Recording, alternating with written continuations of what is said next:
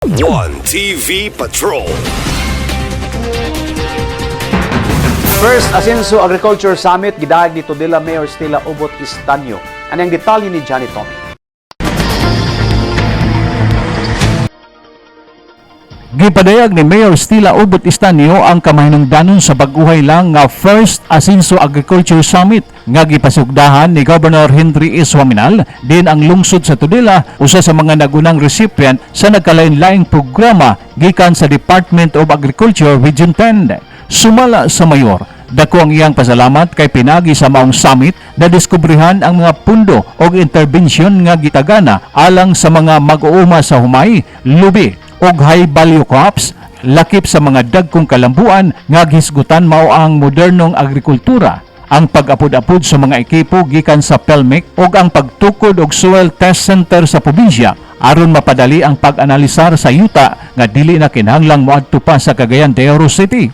Industriya sa lubi, ang plano nga coconut cracking plant ni Governor Henry S. Huaminal nga gilaumang maghatag og dako nga merkado o kita sa mga coconut farmers sa lungsod. Suporta sa mangingisda, mga livelihood programs gikan sa BIPAR para sa mga asosasyon, irrigation services, gipaningkamutan usab ni Mayor Estanio nga mapalig-on ang koordinasyon sa NIA aron masulbad ang mga hagit sa irigasyon sa Tudela. Gipasalig sa mayor nga padayon ang ilang pakitambayayong sa provincial government aron masiguro nga mapahimuslan sa mga Tudilanhon ang tanang tabang nga makapauswag sa ilang panginabuhi.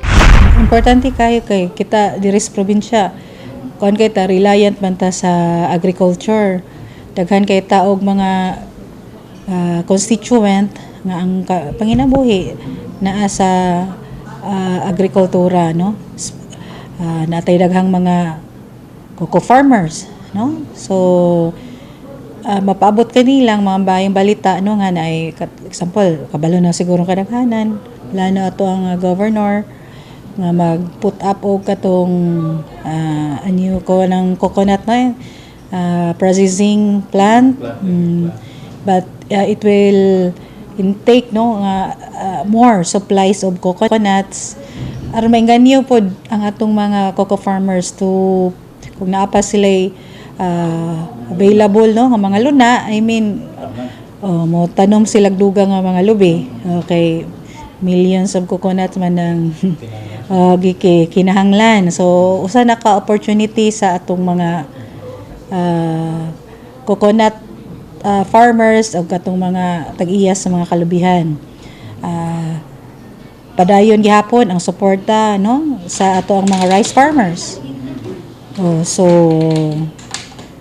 naadid mangingisda, no, dili lang kuan kining na po yung opportunity, no, sa mga katong association nga pwede sila mo avail og mga livelihood gihapon, no.